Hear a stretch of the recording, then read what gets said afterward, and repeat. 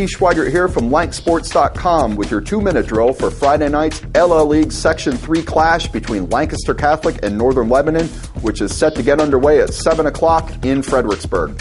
The Crusaders entered this game sitting comfortably in the driver's seat in Section 3. They're 3-0 in the section, 5-1 overall, and all alone in first place. Last week, they trounced Pequea Valley 62-7, scoring all of their points in the first half. They led 62-0 at the break in that one.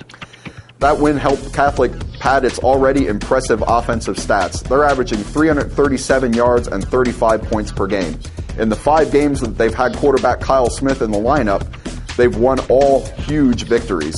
They've outscored their opponents 198-27 in those games. Smith has completed 52 of 87 passes for 892 yards and 16 touchdowns. That's despite the fact that he missed a game with a high ankle sprain. That was their loss to Mannheim Central. And he's also only played in the first half in several of their games because they've been so far ahead at halftime. Smith's top targets are wideouts Tyler Purvis and Kevin Kotchin. They've combined for 34 catches, 590 yards, 7 touchdowns. Northern Lebanon is 4-2 overall and 2-1 in the section.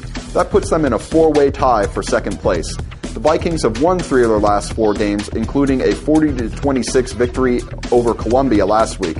But Catholic is going to be the best team they've faced since they ran into Elko back in week 4, and they got blasted in that one 41-7. The Vikings offense revolves around the ground game. They use a tandem of running backs in Colton Ryan and Ryan Daub, and quarterback Tanner Dresch also runs the ball quite a bit. All 3 of those guys have more than 400 rushing yards and more than 50 carries, so they share the ball pretty well. The Vikings do have some issues on defense, however. They allow 318 yards per game, which puts them in the bottom half of the league.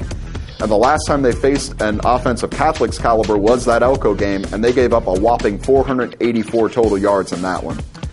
Catholics had some trouble with the Vikings in the past. In fact, they got knocked off by Northern Lebanon 17-13 back in 2007. That was a big upset at the time. But this year, the Crusaders appear to be on a very hot streak. They're building momentum as the season rolls on, and I don't know that Northern Lebanon is going to have enough to slow them down in this one. I like Catholic, but we'll see how it turns out on Friday.